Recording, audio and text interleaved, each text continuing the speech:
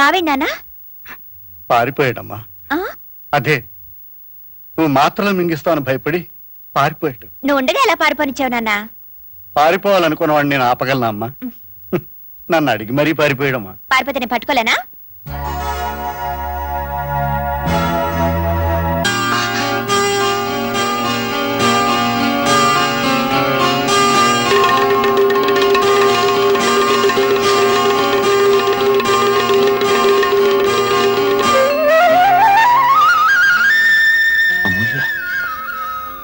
నీ గుచ్చుకుంది కదా, అందుకే.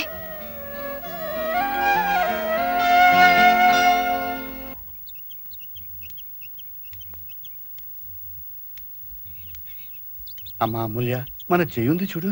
ఉండేది, ఇప్పుడు లేదు. అంటే నీకు విషయం అంతా తెలుసు అన్నమాట. తెలిస్తే ఏం చేస్తాం?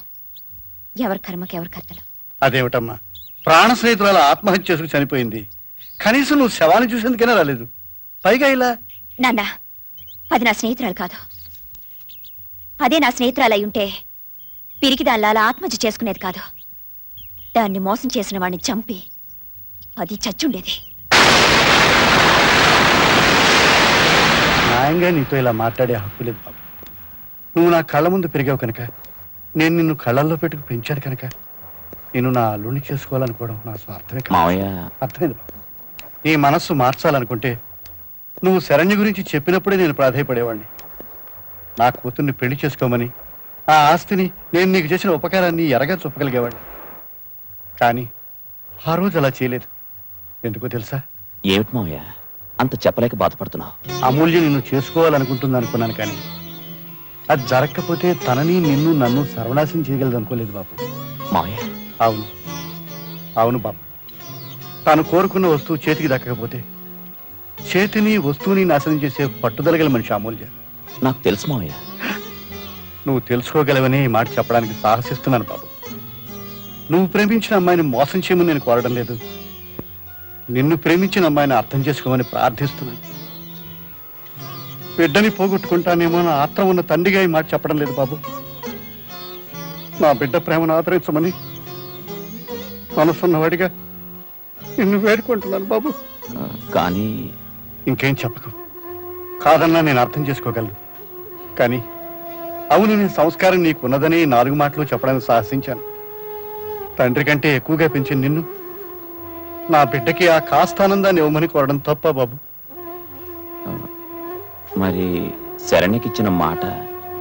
ఆ మాట నువ్వు తప్పకుండా, నిన్నెవరూ తప్పు పట్టకుండా చూసే బాధ్యత నాది.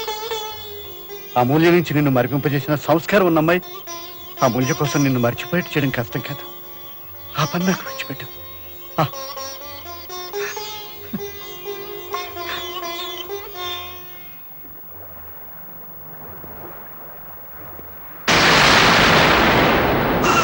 అప్పుడు నాకు అర్థమైంది నా కూతురు మనస్తత్వం ఏమిటో. తన భావను మూర్ఖంగా ప్రేమించడం వల్ల ఒకవేళ తను దక్కకపోతే రామకృష్ణన్ చంపి తను చచ్చిపోతుందేమో భయమేసింది. అందుకే నా కూతుర్ని అల్లుడిని కాపాడదామన్న స్వార్థంతో అబద్ధాలాడి నిన్ను రామకృష్ణని విడతీసి నా కూతురుతో పెళ్లి జరిపించాను. కానీ నీ కూతురు ఊరికే పోతుందా? పెళ్లి చేయగలిగానే కానీ కాపురం చేయించలేకపోయాను. అమూల్య చేజేతులో తన జీవితాన్ని నాశనం చేసుకోవడంతో పాటు రామకృష్ణ జీవితాన్ని కూడా నాశనం చేసింది. సీమంతం రోజు జరిగిన అనర్థాన్ని నేను నటికి మర్చిపోలేను.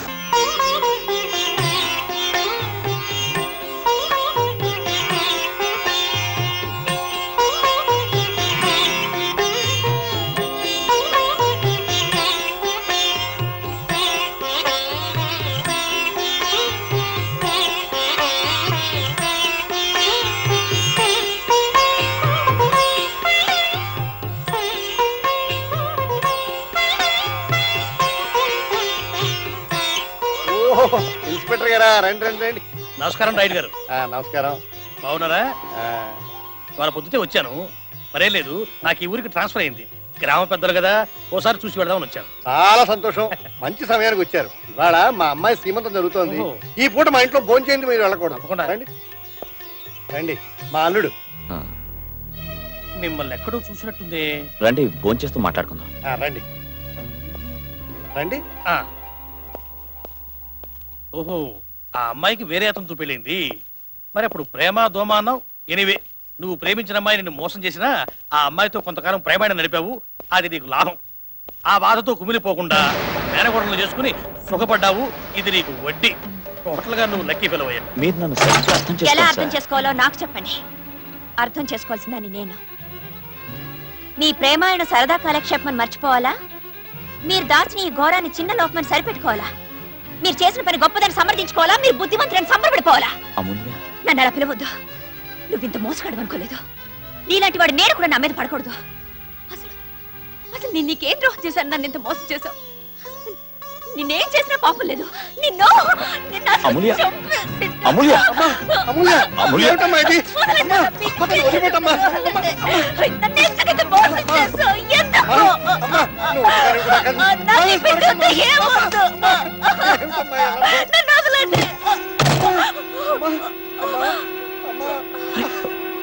అమూల్య, ముట్టుకోకు. నిన్ను ప్రేమించి ఆరాధించే నన్ను, నీ మీద పరాయి ఆడదాన్ని నీడ పడితేనే గిజగిజలాడిపోయే నన్ను మోసం చేసి మరో ఆడదాన్ని ప్రేమించి పెళ్లి కూడా చేసుకోవాలనుకున్నావు కదూ. అది ఇంకెవరు నువ్వు చేసుకున్నాని మరో గతి లేక మొక్కుబడికి పెళ్లి అని ముష్టి వేసినట్టు నా మెళ్ళలో 3 ముళ్ళు వేశావు. నాది అనుకున్న పరవ నన్ను మరో ఆడ తెంగిల్ చేసింది కాదు, ఉమ్మేసింది. అది తెలిసాక కూడా మెతుకులేరుకునేంత బిచ్చగతను కాదు నేను. నాలో నువ్వు దాన్ని చూసుకున్నావు. ఆఖరికి మన పడగదిలో కూడా నువ్వు దాని ఊహలతోనే నాతో కాపురం చేశావు. లేదు, మరో ఆడదాన్ని ప్రేమించావని తెలిసిన మరుక్షణమే నువ్వు నా దృష్టిలో చచ్చిపోయినట్లట. ఇప్పుడు నేను మొగుడు బ్రతుకున్న బిడ్డవని. అమ్మా, అంతే అంతే అంతే.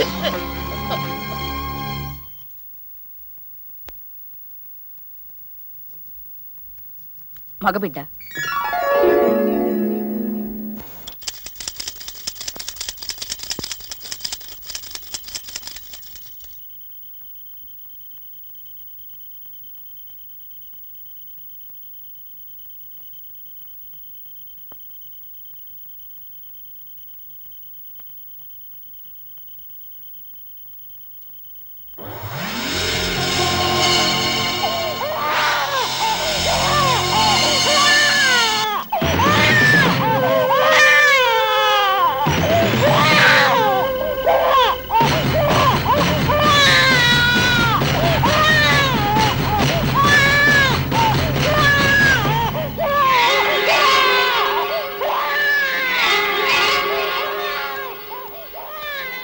అమూల్య, నీకు బుద్ధి జ్ఞానం ఏమైనా ఉన్నాయా?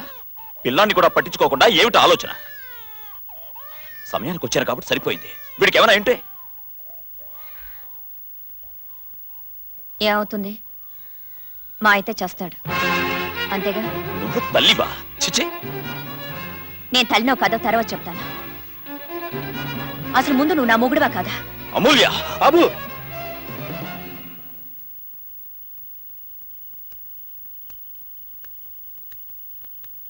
నీ కూతురు బిడ్డలేని తల్లిగా బతకాలనుకుంటే ఈ క్షణం నుంచి భర్తను దూరం చేసుకున్న భార్యగా బతకబోతోంది. బాబు, నువ్వు కూడా తొందరపడితే? నేను తొందరపడితే భర్తనే నిలదీసిన ఈ రాక్షసిని నిలువునా నరికేసేవాణ్ణి. మనిషిని కనుక, మనిషిగా ఆలోచిస్తున్నాను కనుక కొడుకు చచ్చినా పర్వాలేదని ఈసడించిన ఈ మహాతల్లి నుండి కనీసం నా బిడ్డలైనా కాపాడుకోవడానికి బయటకెళ్తున్నాను. దయచేసి నన్ను వెళ్ళనివ్వండి. బాబు,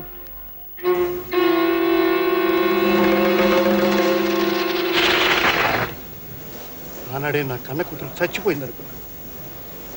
నా అల్లుడి జీవితం నాశనం చేసింది నేనే. అతని బతుకు బాగు చేసి కనీసం అతను సుఖంగా బతుకుంటే చూడాలనే ఆరాటపడ్డాను. అందుకేనమ్మా నీ దగ్గరికి చేరి నీ పాత జ్ఞాపకాలు తట్టి లేపాను. మీ ఇద్దరిని రెచ్చగొట్టాను. మీ ఇద్దరిలో ఎవరో ఒకరిని పెళ్లి చేసుకున్నా కనీసం అతను సుఖపడతాడు. ఆ విధంగా నేను చేసిన పాపానికి ప్రాయశ్చిత్తం జరుగుతుందని ఆరాటపడ్డాను. కానీ ఆ రాక్షసు మళ్ళీ ఇక్కడికి వచ్చింది. అతన్ని చిత్రహింసలు పెట్టడానికే తిరిగి వచ్చిందని నాకు తెలుసమ్మా. దాని బారి నుంచి అతన్ని ఎవరు కాపాడతారు? అందుకు మేమున్నాం. ఇప్పటిదాకా రామకృష్ణతో జీవితం పంచుకోవాలని ఆశపడ్డాం. కానీ ఇప్పుడు రామకృష్ణ సంసారం బాగుపడడానికి ప్రయత్నం చేస్తాం. అది మీరు అనుకున్నంత సులభం కాదమ్మా. సులభం అనుకుని చేయడం లేదు అంకుల్. అవసరం అనుకుని చేస్తాం, సాధిస్తాం. అమూల్య మనస్తత్వం నాకు చిన్నతనం నుంచి తెలుసమ్మా. అది జరిగే పని కాదమ్మా. జరిపించి చూపిస్తాం. అవును అంకుల్.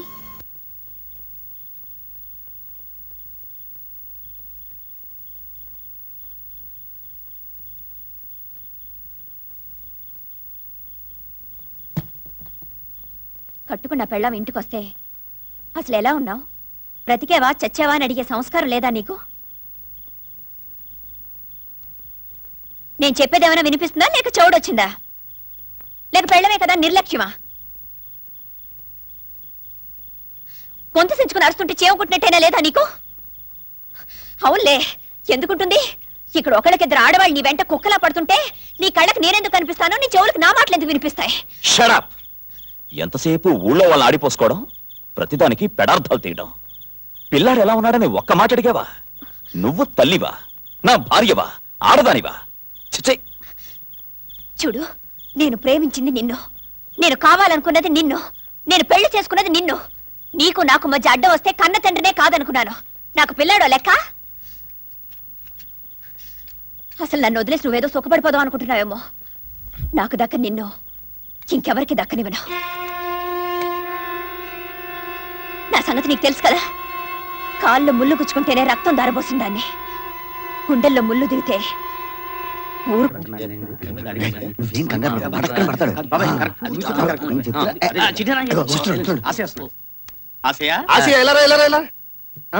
ఏంటండి ఎంతసేపు ఇలా బరువులు మేటవేనా? ఇంత చాకరీ చేస్తావు గాని ఆ స్వప్న సుందర ఒక్కసారైనా నేను కరుణించిందా? ఒక్క వరమైనా ఇచ్చిందా? నాకే ఆశ లేదండి. ఆ అమ్మాయి బరువులు మేయటం తప్ప నాకు ఇంకేవరం కావాలండి. అంతేగాని నోరు తెరిచి ఐ లవ్ యూ అనలేవా? అనగలనండి, కానీ నా మూతి పనులు రాలేటట్టు కొడితేనా? నీకా భయం పోవడానికే నేను ఈ రోజు ఆంజనేయ స్వామి గుడికి వెళ్ళా. మీరు ఆంజనేయ స్వామి గుడికి వెళ్తే నాకు భయం ఎలా పోతుందండి? మరి అదేనండి, అసలు ఈ బాబాయ్ గారు గుడికి ఎందుకు వెళ్ళారనుకున్నా? ఎందుకు వెళ్ళారండి? ఈ గులాబ్ పువ్వు తేడానికి. ఈ గులాబ్ పువ్వు ఎలాంటి పువ్వు అనుకున్నా? ఏం పువ్వు అండి? మామూలు గులాబ్ పువ్వు కాదు, మహిమగల గులాబ్ పువ్వు. ఇది ఎవరిచ్చారనుకున్నా? ఎవరిచ్చారండి? ఆ గుళ్ళో పూజారి గారు. ఈ గులాబ్ పువ్వు నువ్వు చెవులో పెట్టుకున్నావు అనుకో, నీ మనస్సులో ఏదనుకుంటే అది అయిపోతుంది. ఎవరిని ఏదడితే అది ఇచ్చేస్తారు. అలాగండి. ఏమండి అయితే ఈ పువ్వు ఒక్కసారి నా చెవులు పెట్టండి. పువ్వు పెట్టడానికే నేను తెచ్చింది. ఆంజనేయ స్వామిని హార్ట్ లో తలుచుకుని చెవులో పువ్వు పెట్టు, స్వప్న సుందరిని సొంతం చేసుకో. అంతే. సితారం భ్రూయితం భ్రూయిన మంపీన తాతో ఏతం కవేదీతం భృభ్రం భృప్రాణిదే తాళం కృవీనదీతం భృప్రాణిదీతరా. ఓం శాంతి శాంతి శాంతి. ఇదిగా నిన్న ఈ గులాబ్ పువ్వు ఆ దేవుడే కాపాడాలి.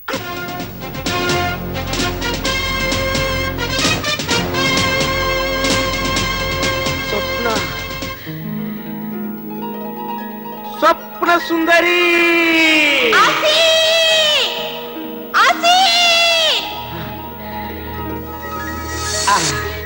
స్వప్న సుందరి స్వప్న